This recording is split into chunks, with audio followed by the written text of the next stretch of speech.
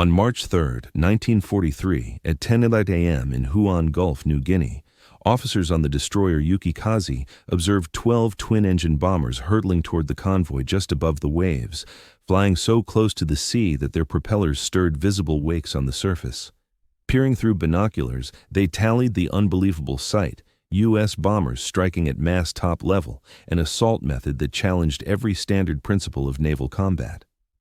Over the ensuing quarter hour, these same officers would behold the utter destruction of Japan's naval strength in the Southwest Pacific.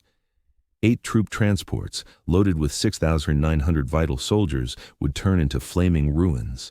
4 destroyer escorts, which had safeguarded convoys throughout the Pacific since Pearl Harbor, would be ripped apart. And every assumption the Imperial Japanese Navy held about combined air and sea operations would plunge into the Bismarck Sea, along with 2,090 Japanese troops and crewmen. Unbeknownst to the Japanese, these weren't standard bombers. They were modified B-25 Mitchells, converted into airborne gun platforms by an unconventional engineer named Paul Irvin "Pappy" Gunn. These planes packed 8 forward-shooting 50-caliber machine guns. The Battle of the Bismarck Sea was poised to prove that U.S. ingenuity had devised a weapon beyond the grasp of Japanese military thinking. A bomber that didn't release ordnance from on high, but ricocheted over the waves like skipping stones, all while pouring out volleys of penetrating rounds. The Japanese convoy that left Rabaul shortly after midnight on March 1, 1943, marked the final significant effort to bolster Leh by ocean route. General Hitoshi Imamura's 8th Area Army urgently required these reinforcements to defend New Guinea, the key shield for the Japanese Empire's southern defenses. Rear Admiral Masatomi Kimura led the escort group, comprising 8 of the Imperial Navy's toughest destroyers. The Shirayuki, Shikinami, Uranami, Tokitsukaze, Yukikaze, Asashio, Arashio, and Asagumo created a defensive perimeter around 8 merchant vessels. These ships, the Aomaru, Kembu Maru, Kyokusei Maru, Owan Maru, Shinsei Maru, Taimaruz, Teo Maru, and the auxiliary Nojima, transported the 51st Division, 6,900 crack soldiers, plus provisions and munitions to support the Leh outpost for months. The convoy's launch was carefully orchestrated. Japanese weather experts forecast 3 days of gales, ideal concealment from U.S. aerial patrols. 100 Zero fighters from airfields in New Britain and New Guinea would ensure non-stop overhead protection. The path skirted New Britain's northern shoreline, reducing vulnerability in exposed seas. Captain Tamichi Hara, skipper of the destroyer Yukikaze and eventual writer of the memoir Japanese Destroyer Captain, had detected worrisome shifts in American strategies lately. Bombers diving to lower heights, unfamiliar upgrades to their planes. Post-war reports indicate that such worries were largely brushed off by higher-ups, who chalked them up to U.S. pilots making errors out of frustration. What the Japanese couldn't see was a breakthrough in air combat brewing in the hangars of Port Moresby and Townsville.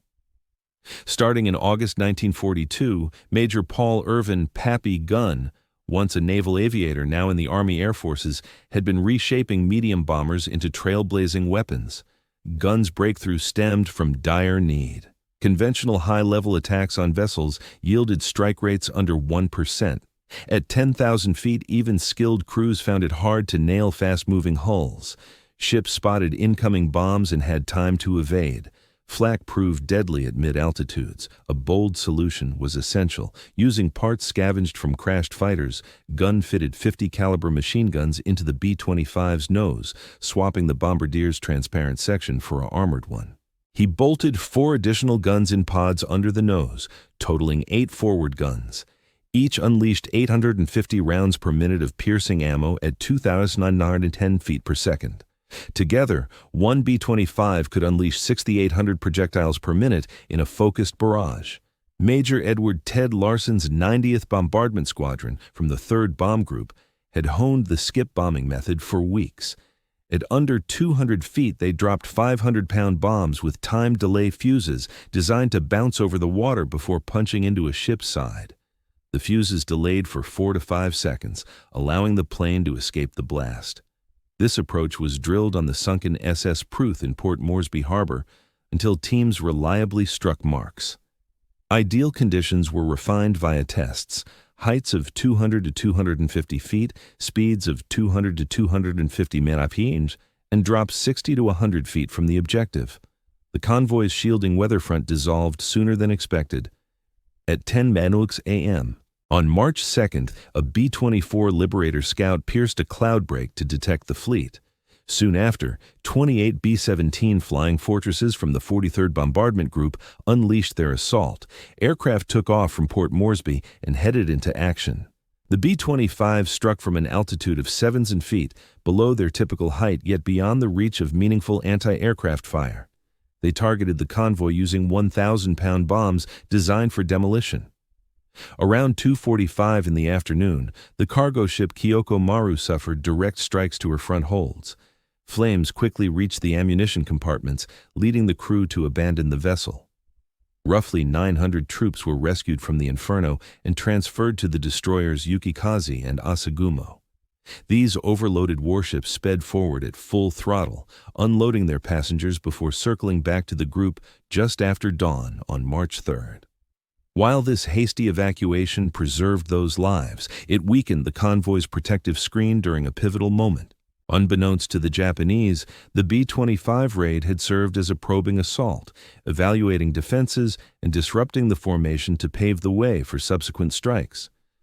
Allied commanders had intentionally employed elevated bombing to assess flak effectiveness and compel the fleet to scatter.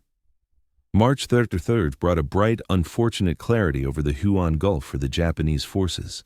Overnight, the convoy had navigated around the Huon Peninsula, now vulnerable in the open sea, just 80 miles shy of their goal at Leh. Victory appeared within grasp. At 7:55 a.m., sentries on the Japanese vessels detected the initial assault wave closing in from the southern horizon.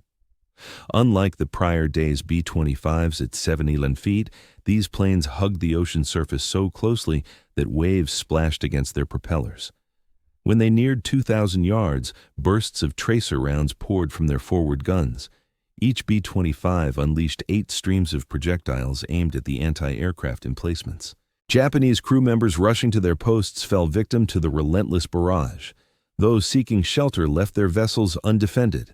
Trailing the strafing B-25s were Royal Australian Air Force Beaufighters from No. 30 Squadron, unleashing their lethal armament, 20mm cannons, and 6 303 machine guns per plane.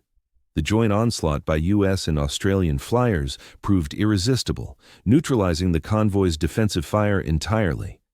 Right on schedule at 10 a.m., Major Ed Lowry guided 12 B-25s from the 91st Bomb Squadron into their dive.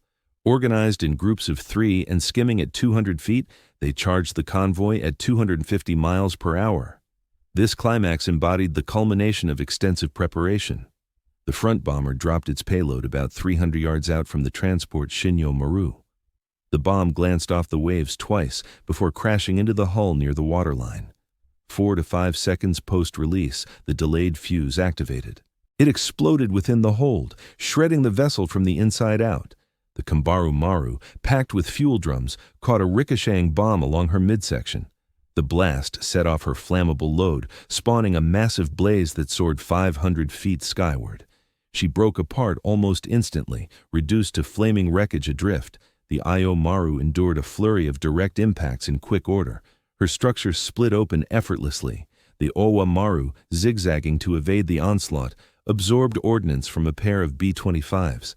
The detonations snapped her spine. She folded in half and submerged shortly thereafter. The destroyer Asashio, under Captain Yasuo's command, dashed to shield the transports from the assailants. She soon found herself hemmed in by 3 B-25s. Ricocheting bombs tore into her engine spaces as machine gun fire cleared her decks of personnel.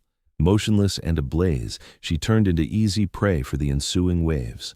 By 10:15 a.m., a mere quarter hour after Major Lowry's initial drop, 7 out of 8 transports were either foundering or gone.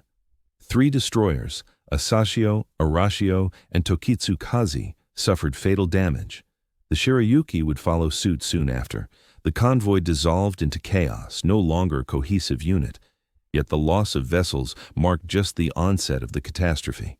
Thousands of Japanese troops, most lacking swimming skills, plunged into the oil-slicked expanse of the Huon Gulf.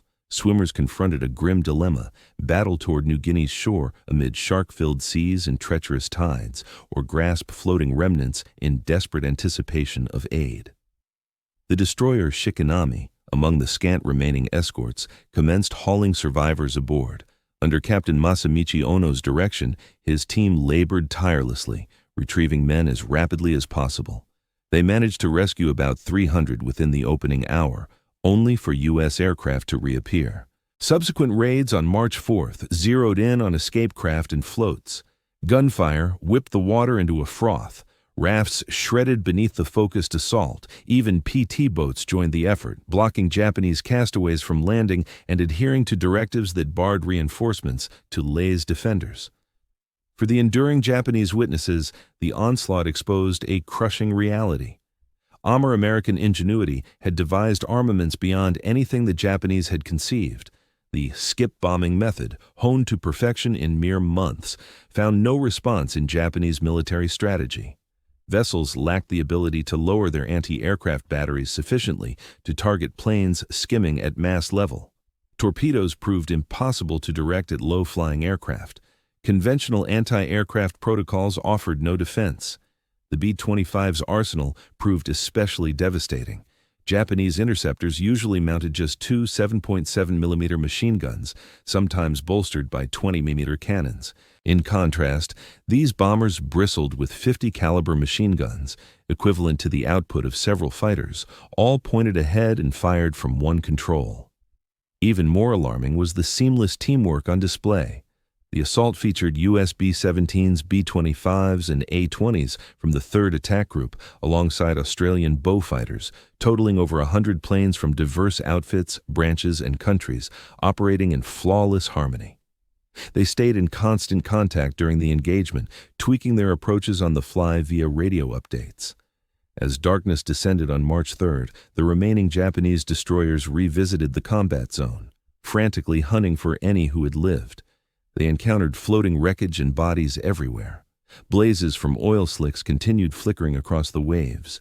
The destroyer Hatsuyuki steamed in from Kavieng bearing supplies, enabling search efforts to persist into the darkness. Ultimately, rescuers hauled 2,700 men from the sea and ferried them back to Rabaul.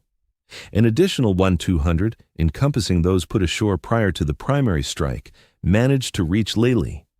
From the 6,900 soldiers who had sailed out from Rabaul, full of optimism for bolstering New Guinea defenses, 2,190 perished. The 51st Division vanished as a viable combat unit without ever engaging the foe in battle. All the munitions, provisions, medical supplies, and gear intended to support extended campaigns sank with the cargo ships. The fuel aboard the Kembu, meant to sustain Japanese planes in the air, now formed an oily sheen across the Bismarck Sea. Admiral Isoroku Yamamoto, head of the combined fleet, learned of the outcome in his quarters on the battleship Musashi, stationed at Truk. Eyewitness staff members recalled his prolonged quiet before he uttered a word. The consequences were unmistakable. Japan could no longer dispatch reinforcements to its outposts via surface fleets exposed to Allied air reach. The supply chain to frontline positions lay severed. The clash in the Bismarck Sea transcended a mere battlefield loss. It signaled a pivotal transformation in Pacific conflict. Thereafter, Japanese commanders abandoned efforts to resupply isolated troops by sea when Allied planes could intervene. The fallout permeated Tokyo's wartime strategy. General Hitoshi Imamura journeyed to Imperial General Headquarters in person to relay his findings. Over a 6-hour session, he laid out proof that U.S. aerial dominance had surpassed Japan's countermeasures. The enemy wasn't merely producing greater numbers of aircraft, they were redefining aerial combat itself. On March 25, 1943, a unified Army-Navy pact for Southwest Area operations elevated New Guinea efforts above the Solomon Islands push. Yet, deprived of maritime reinforcement capabilities, the directive rang hollow. Troops in New Guinea faced combat with scant prospects for major backups or replenishments. For the Allies, this triumph affirmed 2 years of inventive progress and flexibility. General George Kenney, at the helm of the 5th Air Force, had reshaped his command from a standard bombing outfit into an innovative air armada, one that dominated ocean's sans naval vessels. Major Edward Lanphier, whose 90th Squadron spearheaded the skip bombing assault, earned the Distinguished Service Cross for his command prowess. The award highlighted his remarkable success in orchestrating the convoy's obliteration. Sadly, Lanphier lost his life only 58 days afterward, on April 30, 1943, when his B-25 went down during a landing at Dobodura. He had endured 87 sorties in harm's way, only to fall victim to mishap. North American aviation swiftly integrated battlefield tweaks into their manufacturing process. By the end of 1943, B-25G variants emerged from factories equipped with integrated forward armaments, including even a 75mm gun, though the cannon showed less utility than the machine guns. The B-25H variant packed 14 forward-shooting machine guns. The B-25J option allowed for up to 18 guns, positioning it among the war's most formidably equipped planes. More than its broader ramifications, the Battle of the Bismarck Sea embodied a deep human cost. The 2,890 Japanese fatalities weren't mere figures. They were brothers, dads, spouses. Most were draftees, former farmers, office workers, or scholars, thrust into a conflict they scarcely comprehended. The U.S. aviators who machine-gunned those adrift in the waves also bore lasting mental scars. In the years that followed, numerous grappled with the weight of their deeds. The urgent need to block hostile troops from landing didn't lessen the toll of those choices. It proved easier to endure for the crews. Certain airmen endured haunting dreams of those strafing runs for years to come. The triumph in the Bismarck Sea spurred a surge in U.S. tactical advancements. In just a few months, fresh methods emerged: parafrags, parachute-retarded fragmentation bombs designed for airfield assaults, enabled low-altitude strikes without the risk of self-inflicted blasts. White phosphorus munitions helped illuminate objectives, while enhanced skip-bombing fuses featured more dependable timing delays. These developments drew strength from vast industrial output. The U.S. had the luxury of trial and error, since setbacks merely squandered supplies, and resources seemed boundless. In comparison, Japanese progress stalled as each test depleted scarce assets. Increasingly, Japanese troops turned to morale-based strategies over logistical ones. The kamikaze idea, treating aviators as human projectiles, arose in part from admitting they couldn't rival U.S. tech prowess. Unable to surpass America in manufacturing or ingenuity, they aimed to outlast through sheer resolve. Central to the win was U.S. signals intelligence. The Fleet Radio Unit Melbourne, FRU-MEL, and Washington's Naval Intelligence had cracked Japanese communications, exposing the convoy's timetable, path, and makeup. General Kenney grasped precisely the moment and spot to attack, enabling him to deploy his units for optimal impact. Safeguarding this edge was vital. Scout missions were intentionally timed to spot the convoy, upholding the pretense that sightings, not intercepted signals, had alerted them. The ruse worked so well that Japanese commanders never suspected their ciphers were broken, sticking with those protocols right through the conflict. The Royal Australian Air Force's involvement highlighted Allied unity's edge. RAAF Beaufighters from No. 30 Squadron and Boston's from No. 22 Squadron operated in sync with U.S. planes, sharing radio channels and procedures. Squadron leader William "Bill" Newton of No. 22. Squadron RAF conducted 3 missions in the fight. He earned the Victoria Cross posthumously for bravery in later raids, prior to his capture and execution by the Japanese. This seamless blend of Australian and American units sharply differed from Japanese efforts, where ground and sea branches seldom collaborated, frequently vying for supplies instead of teaming up. Supporting the altered B-25s that sank the convoy was a remarkable logistics network linking back to U.S. industrial hubs. Every B-25 demanded 165,000 components, assembled across scores of states. The 50 caliber rounds they unleashed came from factories spanning Connecticut to California, churning out billions over the war. Skip bombing demanded unique delayed fuses, cranked out by the millions in munitions facilities. Training fuel flowed from Texas wells and Louisiana plants. spare parts for wrecked planes shipped in weekly from America. This pipeline functioned amid dual fronts in Europe, aid to Britain and the USSR, and Pacific garrisons. The Bismarck Sea Convoy embodied Japan's peak push to bolster New Guinea. The Allied units that obliterated it formed a mere sliver of U.S. output potential. The pilots who ravaged it logged about 400 hours aloft before battle. They'd drilled skip bombing for weeks with endless fuel and ammo. Each had released scores of dummies prior to launch. Conversely, by 1943, Japanese flyers often hit combat with under 100 hours. Fuel scarcity curbed practice. Seasoned instructors who could guide them were gone, felled by America's output calculus. Fresh Japanese aviators were basically novices hurled at seasoned U.S. flyers. Post-Bismarck Sea, Japanese troops in New Guinea faced strategic cutoff. Resupply shifted to risky subs with low payloads or nocturnal destroyer dashes, both perilous and inadequate for big pushes.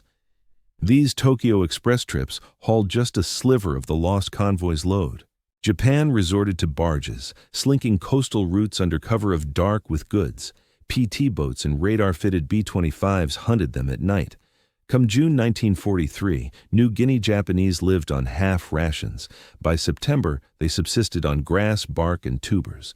The force that seized Singapore was withering from hunger, overcome not solely by firepower but by blockade, the severing of lifelines, via aerial dominance. Japan's martial ethos, forged in samurai legacies across centuries, prized hand-to-hand clashes and lone valor. The grim reality of industrialized carnage in the Bismarck Sea defied comprehension. Dying at the hands of distant machines offered no glory. There was no warrior code in enduring aerial assaults while adrift and powerless in the ocean. This profound clash of cultures shaped the rest of the Pacific conflict. Japanese troops turned more and more to desperate self-sacrificial strategies, frenzied banzai rushes, kamikaze strikes, desperate for a purposeful end amid impersonal mechanized death. The U.S. countered with amplified firepower, advanced technology, and mass-produced weaponry. The divide between ancient martial traditions and modern industrial combat grew ever deeper. Pappy Gun had fitted cameras into the rear sections of adapted B-25 bombers, triggering them automatically upon bomb release. Those lenses recorded the convoy's demise with brutal clarity, vessels erupting in flames, overturning, and engulfed in fire. The resulting photos offered groundbreaking proof of the engagement's impact. They fulfilled several key roles. Intelligence analysts used them for precise evaluations of damage, confirming the number of vessels sunk. They functioned as instructional materials, illustrating to upcoming aviators the mechanics of skip bombing under real battlefield stress. They also acted as morale boosters for propaganda, showcasing U.S. might to both friends and foes. In contrast, Japanese forces possessed no such imaging technology, depending instead on pilots' accounts that proved unreliable amid the chaos of action. The B-25s responsible for the convoy's ruin had logged non-stop flights for months amid New Guinea's unforgiving environment, sweltering tropical temperatures, moisture that accelerated rust, and abrasive coral particles that wore down power plants. Still, breakdowns during the operation were infrequent. U.S. motors were built with excess capacity, enabling them to perform reliably even under suboptimal upkeep. Japanese planes, however, deteriorated from worsening care as the conflict dragged on. Replacement components grew rare. Skilled technicians were in even shorter supply. Engines that, on paper, outclassed American counterparts broke down more often due to inadequate servicing. The Imperial Navy's celebrated Zero fighters found themselves sidelined increasingly for want of spares, whereas U.S. planes conducted routine sorties. In the heat of the fight, U.S. and Australian flyers maintained steady radio contact. Airmen relayed enemy positions, alerted to incoming interceptors, and synchronized their maneuvers. Such instant data exchange boosted their fighting prowess, enabling mutual aid and swift capitalization on openings. Japanese signaling remained sparse and frequently ineffective. Their radios faltered often, channel assignments varied across branches, and operators lacked strict protocols. As a result, vessels and planes operated in silos, struggling to synchronize or signal dangers to one another. U.S. aviators entered combat assured of strong odds for recovery if hit and injured. Standard kits included blood plasma, painkillers like morphine, sulfa antibiotics, and later penicillin. Aerial rescues were commonplace, getting downed pilots to medical facilities in mere hours. For Japanese personnel, injuries typically spelled doom. Even prior to the convoy's loss, medical resources were critically low. The drugs that could have preserved lives now lay scattered on the Bismarck sea floor. This awareness eroded their spirits. U.S. flyers operated with assurance, while Japanese units battled in a haze of hopelessness. The Bismarck Sea clash inflicted losses on Japan that it could ill afford. Those 8 cargo ships embodied months' worth of output from overtaxed domestic yards. The obliterated cargo, provisions, and munitions equated to major chunks of national output impossible to replenish. For the United States, the affair barely registered on the economic ledger. Spent rounds were restocked in days from vast reserves. The handful of planes downed were swapped out within hours. By 1943, American plants churned out 100 aircraft yearly, almost 300 each day. The gasoline consumed in drills and engagements amounted to a trivial fraction of domestic oil yields. The Bismarck Sea triumph echoed across the ongoing Pacific campaign. It established beyond doubt that aerial dominance could secure maritime routes independent of surface fleets. It highlighted how technological breakthroughs could spawn novel battle methods before adversaries devised responses. To Japanese commanders, it signaled the onset of collapse in the Southwest Pacific theater. Deprived of resupply and fresh troops, their units waged futile defensive stands, each concluding in total defeat or slow demise from hunger. The leapfrogging approach to islands gained momentum as enemy outposts could be sealed off and skirted, abandoned to fade without sustenance. The victory hastened upgrades to the B-25 line. The B-25G variant, introduced toward the close of 1943, featured a 75mm gun, the biggest armament ever fitted to a twin-engine bomber. Although the cannon was less effective than arrays of machine guns, it underscored the American drive to innovate. Successive versions incorporated insights gained and showcased the nation's ability to enact modifications swiftly. Examination of seized Japanese records after the war exposed the profound impact of the Bismarck Sea setback on their morale. Reports from the combined fleet highlighted U.S. industrial dominance over any edge in tactics. This represented a marked departure from prior evaluations, which had chalked up Allied triumphs to chance or Nipponese errors. An intercepted document noted that the adversary's manufacturing prowess enabled quicker adoption of novel strategies than Japan could devise responses. Acknowledging this production shortfall signaled a pivotal evolution in Tokyo's military doctrine. Following the Bismarck Sea clash, Imperial General Headquarters undertook a thorough reassessment of operations in the Southwest Pacific. The findings were grim. Reinforcing outlying positions via surface vessels had become unfeasible. U.S. aviation had secured dominance in the theater. The resource divide was growing, not shrinking, rendering conventional sea power moot against aerial assaults. Advisors urged halting aggression and fortifying the core defensive line. Yet this plan presumed enemy offensives would unfold at a rhythm Japan could counter, a hope that events would dash as overly hopeful. The skip bombing method, first refined in the Bismarck Sea action, quickly disseminated across U.S. units. Naval PBY Catalinas employed it for nocturnal strikes on enemy vessels. Leatherneck aviators applied it during the Solomons fighting. Cargo pilots even received instruction in it, should they spot hostile ships. Such widespread adoption stemmed from standardized U.S. doctrines for instruction, gear, and signaling. An innovation from New Guinea could reach the Solomons in mere weeks. In contrast, Japanese units, fractured by inter-service feuds and deficient coordination, seldom exchanged breakthroughs, even locally. Figures illustrate the U.S. manufacturing edge that underpinned the Bismarck Sea success. In World War II, U.S. plants churned out 9,816 B-25 Mitchell bombers. Munitions facilities produced 12 billion rounds of .50 caliber ammo. Aviation academies produced 193 to 440 aviators. Spare parts for each B-25 were cached at various Pacific sites. Facing this onslaught of output, Japanese valor meant little. No matter their samurai resolve, they couldn't defy the logic of large-scale fabrication. Pappy Gunn's onboard cameras yielded unparalleled records of battle performance. Detailed frame-by-frame review pinpointed ideal procedures, dropping ordnance at heights of 200 to 250 feet with inbound velocity of 245 km/h and at 60 to 100 feet from the objective for peak results.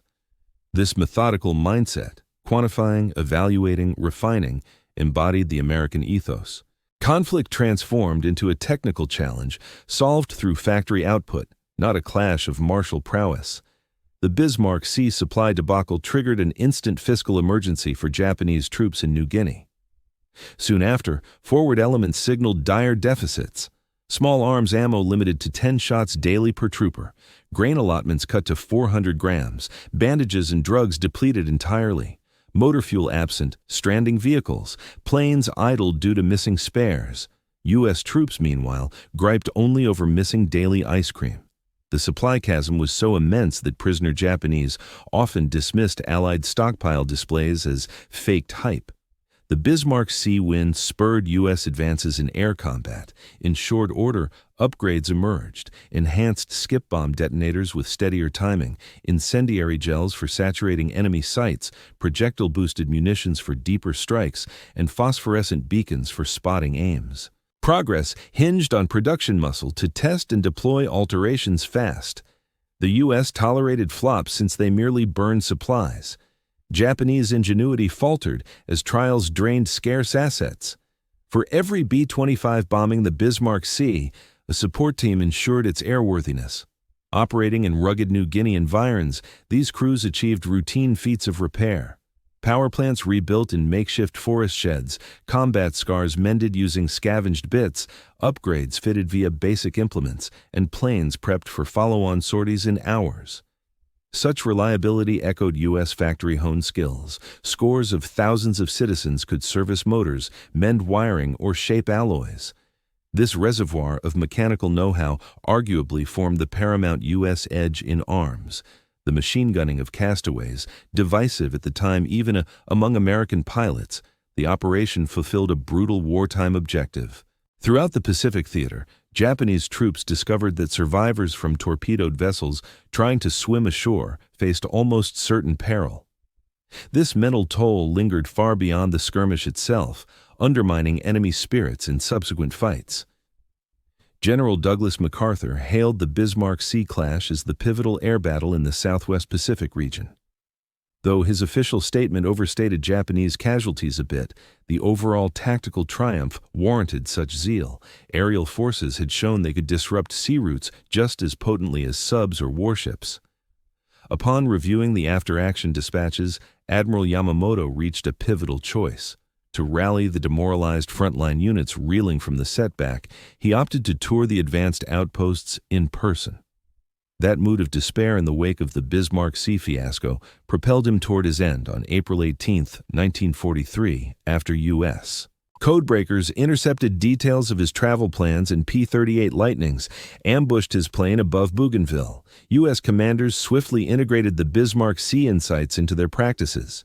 In mere weeks, field guides incorporated skip bombing methods. Fresh aviators drilled on close-to-the-deck strikes, while combat strategies shifted to prioritize assaults on maritime targets.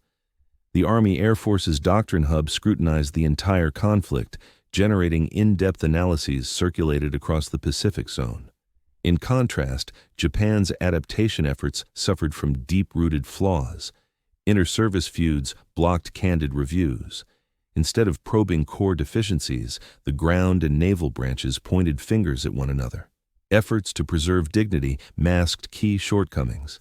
Even as Japanese units pieced together rudimentary defenses against skip bombing, U.S. airmen had advanced to fresh approaches. The B-25 upgrades that excelled in the fight entered full-scale manufacturing right away.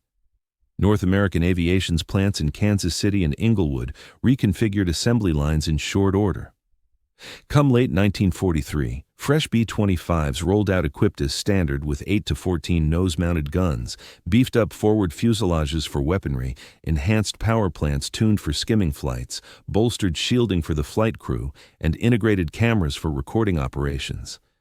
Such a swift shift from on-site tweaks to widespread output highlighted U.S. manufacturing agility that Japan simply couldn't replicate. Post-Bismarck Sea, U.S. bomber instruction routines baked in close-altitude assault drills as core elements. Flyers honed skip bombing skills at bases in Texas and Arizona, employing mock vessels in the Gulf of Mexico and Salton Sea. These sessions guzzled fuel. Every aviator burned through thousands of gallons of avgas mastering the skill, yet the U.S. had the resources to spare. In 1943, domestic refineries churned out 1.5 billion gallons of aviation fuel each year, whereas Japan scraped by just to fuel its armada. A handful of B-25s limped back from the Bismarck Sea bearing heavy combat scars. Flak bursts riddled flight controls and shredded motors. Yet in under 72 hours, every afflicted plane was airborne once more, fixed with on-site aluminum sheeting from makeshift shops, engines swapped via jury-rigged cranes, wiring mended from scavenged bits, and tanks sealed using rubber strips from wrecked enemy gear. Planes on the Japanese side with comparable harm would have been scrapped, stripped for usable components if possible. The timed fuses enabling skip bombing represented feats of exacting craftsmanship, built to specs down to thousandths of an inch. They needed to endure slamming into waves at over 200 mph, operate flawlessly post several bounces, and explode at the ideal instant. U.S. plants cranked out millions of these devices with rigorous checks on each. Japanese versions, meanwhile, saw dude rates over 20% by 1943, thanks to shoddy oversight and raw material deficits. Despite cloudy skies and vast distances, American planes pinpointed the enemy flotilla right on schedule. This stemmed from edges in piloting prep. U.S. flyers logged about 400 hours pre-deployment, backed by top-notch nav gear, precise gyros and gauges, superior cartography from earlier mappings, and meteo teams that nailed predictions of improving conditions. Japanese navigators, increasingly, just trailed formation leaders or hugged shorelines, curbing their range of action. U.S. spies had flagged the convoy via signals decryption but kept that edge hidden. Scout missions were faked to spot the group, upholding the cover story of spotting it by eye instead of intercepts. The ruse worked so well that Japanese commands never suspected their ciphers were cracked, sticking with the vulnerable setups that U.S. decoders pored over routinely. The about 200 Japanese troops who made it to Leh encountered a base force already on high alert. Supplies intended to support operations for months were obliterated. Soon after, Japanese troops began scrounging for sustenance amid the dense jungle foliage. Illnesses spread like wildfire. Cases of malaria, dysentery, tropical sores, and undernourishment ravaged entire battalions. Come June 1943, the operational capacity of Japanese units in Leh had dwindled by 60%, due solely to sickness and hunger. U.S. aviators in the Bismarck Sea region operated under restricted combat rotations, usually limited to 50 sorties or 6 months before returning stateside to mentor incoming flyers. This approach safeguarded seasoned knowledge and spread hard-won insights across the Air Corps. Battle-hardened airmen turned into trainers, imparting frontline strategies to fresh recruits. In contrast, Japanese aviators kept flying right up until their demise. The hard-earned skills, acquired at immense sacrifice, vanished permanently with each fatality. By the end of 1943, nearly all veteran Japanese pilots had perished, leaving behind a growing cadre of inadequately prepared rookies up against battle-tested American experts. The clash in the Bismarck Sea embodied the fusion of U.S. tech superiority, manufacturing prowess for adapting planes, a culture of creativity that enabled on-site tweaks, ample training assets to refine emerging maneuvers, sharp intel for pinpointing objectives, robust networks for orchestrating intricate strikes, and reliable logistics to keep missions afloat. No one edge tipped the scales alone. Together, they formed an unstoppable force. The Japanese confronted not merely greater quantities, but unmatched frameworks, manufacturing, structural, and innovative, that proved impossible to rival. The Bismarck Sea engagement unfolded over just 3 days, with the pivotal phase compressing into a mere 15 minutes on March 3, 1943. In that brief span, the essence of Pacific combat shifted irrevocably. Aerial dominance established beyond doubt its ability to command ocean routes sans surface fleets. Manufacturing breakthroughs illustrated how novel combat methods could emerge quicker than foes could devise responses. U.S. output capacity revealed that mass production, wielded wisely, carried its own supremacy. For Japan, the Bismarck Sea transcended a tactical loss. It signaled the obsolescence of their whole combat philosophy. Valor, resolve, and martial heritage availed nothing against B-25s equipped with 8 forward-mounted machine guns, unleashing skip-bombing strikes with calculated accuracy. The most skilled fighter stood powerless before adversaries who had mechanized combat down to its core. The 2,890 Japanese lives lost in the Bismarck Sea fell not only to U.S. ordnance and gunfire, but to a wave of tech and production evolution that rendered their fighting style as outdated as a katana in the machine age. They had readied themselves for clashes with fellow combatants. Instead, they perished confronting engines and infrastructures beyond their reach. For the Americans, the Bismarck Sea affirmed decades of groundwork and ingenuity. Improvised strafing armaments, fashioned from scavenged components and basic implements in forward areas, outperformed any factory-fresh arsenal. The blend of Yankee inventiveness and output might birth a warfare paradigm Japan had no way to oppose. The encounter's influence reached well past the Southwest Pacific. It underscored irrefutably that in contemporary conflict, factory output equated to martial might. The country excelling in building the most, educating the most, inventing the swiftest, and evolving the nimblest would triumph. Classic soldierly traits, bravery, devotion to duty, held value, yet fell short on their own. Over the Bismarck Sea in those 15 minutes, 8 altered bombers achieved what the full might of the Imperial Japanese Navy failed to thwart. They severed Japan's lifelines, sealing the fate of its New Guinea garrisons to famine and collapse. That fleeting interval signaled the point where mechanized combat supplanted age-old martial doctrines across the Pacific arena. The Japanese troops and seamen, stunned by the spectacle, had every reason for their disbelief. They beheld an impossibility clashing with all their naval combat wisdom. Yet U.S. production creativity had normalized the extraordinary, turning the inconceivable into everyday tactics. The Bismarck Sea battle endures as timeless evidence that in today's wars, the power of superior workshops overcomes the spirit of the boldest troops.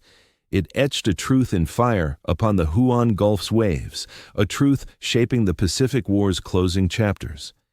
In the era of mechanized conflict, fabrication equals strength, creativity shapes plans, and the production line outstrips the blade in ultimate force. Japanese observers could scarcely credit it as B-25 Strafers demolished 8 vessels in 15 minutes. By the moment they grasped this harsh truth, the outcome was sealed. The conflict's defeat stemmed not from that explosive quarter hour, but from the prolonged buildup of industrial readiness enabling it. The Battle of the Bismarck Sea merely crystallized the instant when that extended. The triumph, meticulously readied in advance, emerged as an irrefutable sight for every observer present.